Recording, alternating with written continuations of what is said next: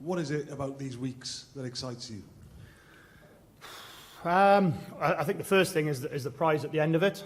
I think we've spoken all week about we're not quite ready to go home yet. I think, you know, it's funny how things and how time changes, isn't it? Because probably 3, 4, 5 months ago, somebody had said we were going to win our pool and be in a real strong position to get to a semi-final. People would have thought you were talking absolute madness. So it just shows how much confidence we've had and how much belief we've had in the group as the weeks have gone by. The more time we spent together, and you know, this is the reason why you play rugby, really. You know, big occasions, quarter-final of a World Cup, and it's just been a really special week. It's been brilliant being based where we've been based.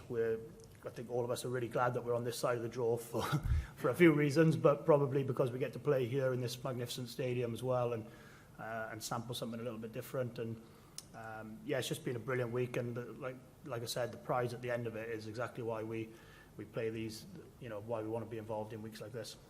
Obviously, it's knockout rugby now. There's a lot of jeopardy with these games, and particularly for yourself, there's a lot riding on this now. Have you allowed yourself to think about that at all? Not really. No. It's just been different. For us, it's not really any different, Matt. If I'm honest, we've almost been playing knockout rugby since our first pool match against Fiji, because probably if we didn't get the job done in that game, we would have faced a real uphill battle, and then we played Australia, which was a do or die, and so we've sort of almost had a couple of knockout matches already along the way, and for me, I'm not thinking about anything. I really don't want this to be my last day as a rugby player for Wales. I want it to be another 2 weeks, and hopefully that will be the case. Thank you. Yeah, sorry, Dan, just on that, there's a few of you who this could be the last World Cup for, isn't it? Is that driving motivation at all? I think there's probably a little bit of both. There's probably an extra motivation, extra little bit of pressure. But I think the few of us who are in that boat have tried to really really enjoy the tournament for what it's been, rather than putting too much pressure on ourselves and sort of taking it week by week and just enjoying each place. It's been an unbelievable World Cup. I think the stadiums, the cities, the people, it's been incredible. So for us in that boat who are definitely finishing, it's not an if. It will be finishing after the World Cup. There is a little bit of extra pressure, but it's also a huge motivation. Like I said to Matt, it's something that I definitely don't want my last day as a Welsh rugby player to be losing a quarter-final. No, absolutely not. So we've worked as hard as we possibly can all week, put in all the extra little bits on the laptop, on the pitch, not so much in the gym for myself, but trying to do as much as I can for this team and for us as individuals to make sure we go out on a high rather than a disappointing end. And you mentioned the people in France, quite a lot of Welsh people down in the port.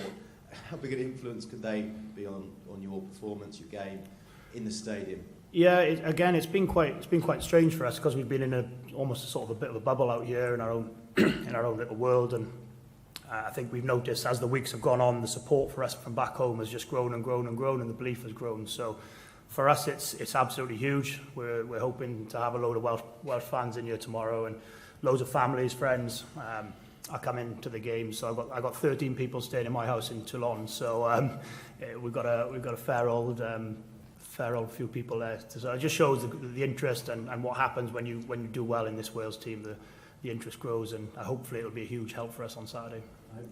Did you think when you did it that could be a World Cup? I thought that there was initially. I thought it was going to be really difficult, but I've managed to heal up okay, and basically just be with the physios pretty much every day for the last 2.5 weeks, and get myself back for this. It was one which I really didn't want to miss, and just really lucky, I suppose, lucky and grateful to be sat here in front of you guys preparing for a game tomorrow. And yeah, it was one of those where I thought like it would have been it would have been such a shame to have ended it that way, but like I said, I think it's important to say it's not about myself or anybody else leaving the team tomorrow. It's about making sure that we stay on, because with the belief and the confidence we've got in the group now is really high. We know we're playing a very, very tough team tomorrow, a very good team who perhaps they've probably got a little bit more to come than what they've shown in the pool stages, and we probably know that they're going to be right up for this tomorrow, and we know how difficult it's going to be. So I think we have to make sure we manage expectations as well. You know, I think a lot of people in Wales just think we've got to turn up tomorrow to get the job done, and we've spoken all week how that is the absolute opposite of what our mindset is. We know how difficult this game's going to be, and we're going to have to play a lot better than what we probably have done in the pool stages to win. So, yeah, hopefully we can deliver a really good performance and make this World Cup even more special than it already has been.